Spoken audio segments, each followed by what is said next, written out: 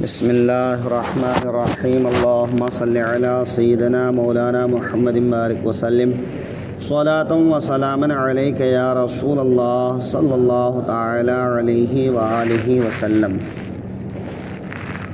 تفسیر کے سلسلے میں سورہ بقرہ کی آیت نمبر 5 پر مختصر گفتگو ہونے کے بعد گفتگو باقی رہ گئی تھی۔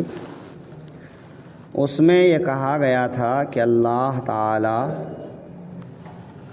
اپنے حبیب کو مسلمانوں کو عطا فرمایا تو یہ بات مشرکین کو بری لگی اور اہل کتاب کو بھی بری لگی۔ ظاہر ہے کہ دنیا کی تمام نعمتوں میں سب سے بڑی نعمت اگر ہے تو وہ آقائے دو عالم صلی اللہ علیہ وسلم کی ذات مبارک ہے، کیونکہ ان کی ذات ہی کائنات کی تخلیق کی وجہ ہے کہ اللہ تعالیٰ نے دنیا کو جو بنایا بسایا اس کا مقصد ہی یہ ہے کہ وہ اپنے حبیب کو پیدا فرمائے۔ تو ظاہر ہے کہ جہاں ان کے حبیب کی بڑی عظمت ہے، وہیں پر جن لوگوں کو اس حبیب کے دامن سے وابستہ ہونے کا موقع ملا ان کی بھی بڑی عظمت ہے۔ حدیث پاک میں آیا ہے کہ ایک آدمی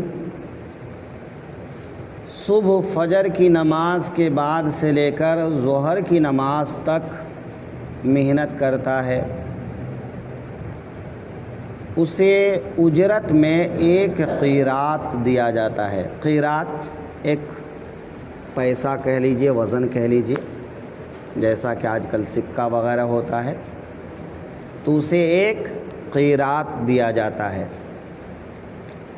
ایک آدمی ظہر سے لے کر عصر تک کام کرتا ہے، اسے بھی ایک قیرات دیا جاتا ہے۔ اور ایک آدمی عصر سے لے کے مغرب تک کام کرتا ہے اور اسے 2 قیرات دیا جاتا ہے۔ تو اب دیکھیے ذرا کہ فجر اور ظہر کے بیچ میں کتنا لمبا وقت ہے، تو مطلب یہ ہوا کہ وہ زیادہ محنت کر رہا ہے، مگر اجرت کتنی مل رہی ہے؟ 1 قیرات۔ اس سے کم محنت اس کے بعد والا کر رہا ہے کہ ظہر سے عصر کے بیچ میں محنت کر رہا ہے، جو پہلے کے مقابلے میں کم محنت ہے، اسے کتنا مل رہا ہے؟ 1 قیرات۔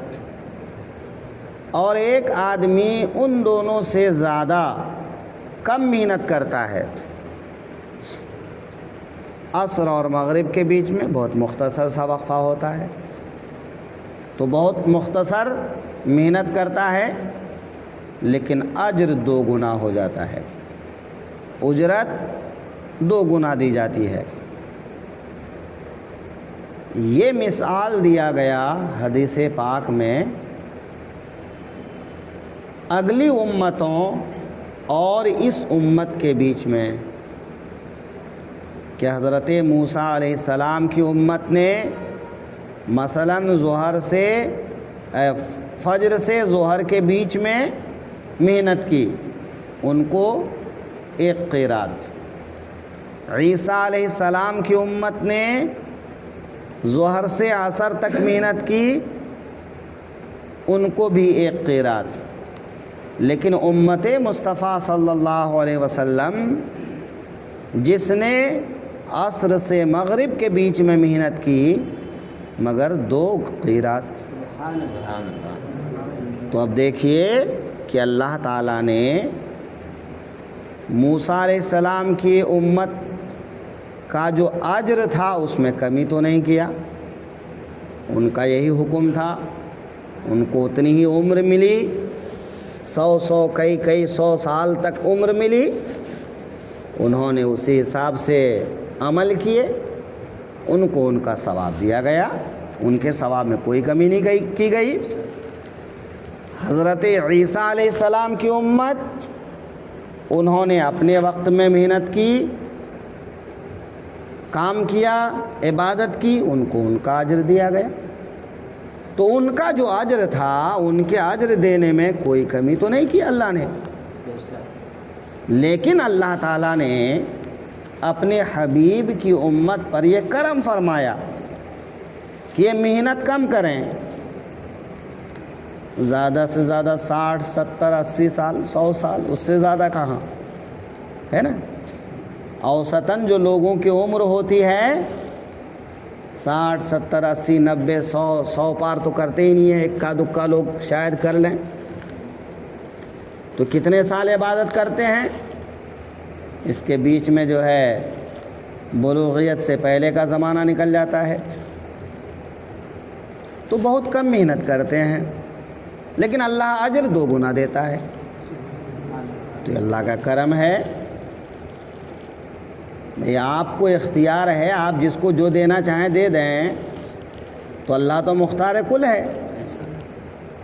تو اللہ تعالیٰ نے اپنے حبیب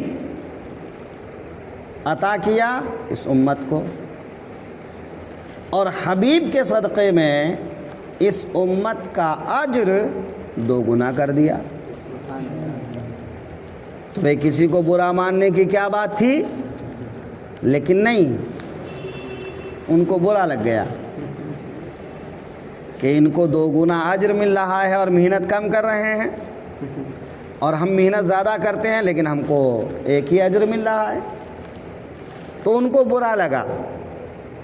اور مشرکین، جن کو کوئی نبی ہی نصیب نہیں ہوا، کوئی کتاب ہی نصیب نہیں ہوئی، کوئی ہدایت ہی نصیب نہیں ہوئی، تو ان کا تو چھوڑو، وہ تو برا مانیں گے ہی۔ تو اللہ تعالیٰ نے کیا فرمایا؟ ما یود الذین کفروا من اہل الکتاب ولا المشرکین ان ینزل علیکم من خیر من ربکم۔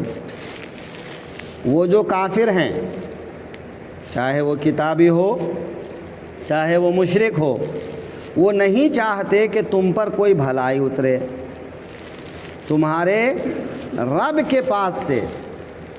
تو ہمارے پاس افضل الانبیاء آئے، امام الانبیاء آئے، سید المرسلین آئے، تو یہ آنا بڑی نعمت ہے، اور ان کے صدقے میں جو کچھ ملا وہ بھی بڑی نعمت ہے۔ حضرت موسیٰ جیسے پیغمبر جن کا امتی ہونے کی دعا مانگیں، ان کا مقام و مرتبہ کتنا بلند ہوگا۔ یہ بات لوگوں کو بری لگ گئی، تو اللہ تعالیٰ نے فرمایا واللہ یختص برحمتہ من یشاء، کہ اللہ اپنی رحمت سے خاص کرتا ہے جسے چاہتا ہے۔ وہ مالک کل ہے، وہ خالق کل ہے، وہ اگر کسی کو اپنی رحمت عطا فرماتا ہے تو کسی کو کیا اعتراض ہے؟ بھئی صاحب خزانہ کسی کو اپنا خزانہ دے دے تو کسی کو کیوں اعتراض ہے بھائی؟ تو اللہ تعالیٰ اپنے فضل سے اپنے حبیب کو اس امت کو عطا کیا، تو تم کو برا ماننے کی کیا ضرورت ہے؟ لیکن برا مانتے ہیں۔ تو اللہ ہے جو اپنی رحمت سے کسی کو خاص فرما لیتا ہے۔ آج دیکھیں آپ، کوئی زندگی بھر نیکی نہیں کرتا، کوئی زندگی بھر نیکی کرتا ہے،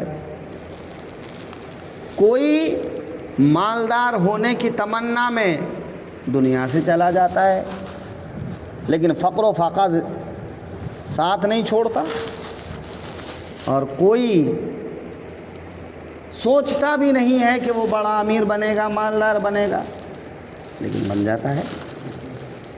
تو یہ اللہ کی طرف سے ہے. اللہ جس کو جو چاہتا ہے دے دیتا ہے. جسے توفیق دیتا ہے وہ نیکی کر لیتا ہے, جسے توفیق دیتا ہے وہ نمازی بن جاتا ہے, جسے اللہ چاہتا ہے اپنی دولت عطا کر دیتا ہے. ہاں اگر دولت پانے کے بعد اللہ کی راہ میں خرچ کیا, اس کا حق ادا کیا تو اس کا اجر پائے گا. اگر اللہ کی راہ میں خرچ نہیں کیا, اس کا حق ادا نہیں کیا, تو وہ مال اس کے لیے عذاب کا سبب بن جائے گا. تو دنیا آزمانے کی جگہ ہے. دنیا میں انسان کو اللہ نے اختیار دے دیا, عقل دے دیا, بھلا برا بتا دیا کہ بھئی تم چاہو تو یہ اپناؤ, چاہو تو وہ اپناؤ. تمہارے پاس عقل بھی ہے, تم کو بتا بھی دیا گیا یہ اچھا ہے یہ برا ہے. اب تمہاری مرضی, تم اچھے کو اپناؤ گے یا برے کو اپناؤ گے. ہاں اچھے کو اپناؤ گے تو ثواب ملے گا, برے کو اپناؤ گے تو عذاب ملے گا. اسی بات پر تو اللہ تعالیٰ ثواب یا عذاب دیتا ہے نا. ورنہ پتھر سے کون سا حساب لینا دینا ہے, پیڑ پودے سے کون سا حساب لینا دینا ہے. جہاں جم گیا وہ جم گیا, نہ وہ چل سکتا ہے نہ وہ پھر سکتا ہے. تو انسان کو اللہ نے درختوں کی طرح سے, پتھروں کی طرح سے بے جان, بے حس, بے حرکت نہیں بنایا, بے اختیار نہیں بنایا. یہ حرکت بھی کر سکتا ہے, اس کے اندر احساس بھی ہے, اس کو اللہ نے اختیار بھی دیا ہے, اور اسی اختیار پر اس پر سزا یا ثواب کا حکم جاری ہوتا ہے. تو اللہ یختص برحمتہ من یشاء, اللہ جسے چاہتا ہے اپنی رحمت سے خاص فرما دیتا ہے. اس میں شکوہ شکایت نہ کرو کہ تمہارا ساتھی مالدار بن گیا, تم غریب رہ گئے, اب کوستے رہتے ہو اس نے کون سا ایسا کام کیا جو مالدار بن گیا,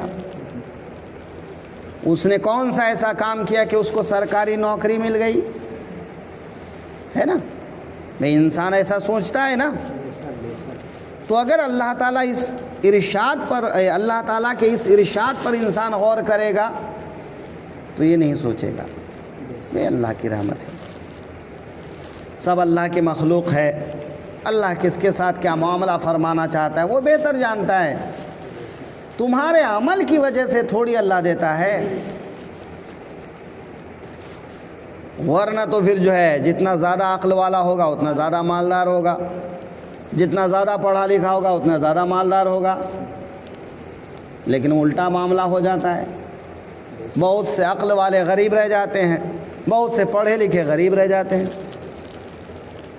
تو انسان کی وجہ سے اللہ نہیں دیتا ہے, اللہ اپنی رحمت سے دیتا ہے. وہ جسے چاہتا ہے امیر بناتا ہے, جسے چاہتا ہے غریب بناتا ہے, جسے چاہتا ہے اپنا بناتا ہے, جسے چاہتا ہے اپنے سے دور کر دیتا ہے نا. واللہ یختص برحمتہ من یشاء, اور اللہ اپنی رحمت سے خاص کرتا ہے جسے چاہے.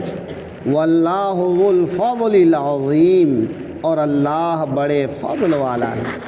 مانگو اللہ سے, اللہ سے اس کا فضل مانگو, اے اللہ اپنا فضل فرما, کرم فرما, ہے کہ نہیں. تو اللہ کا فضل مانگنا ہمارا کام ہے. دے دیا تو شکریہ, نہیں دیا تو صبر ہے.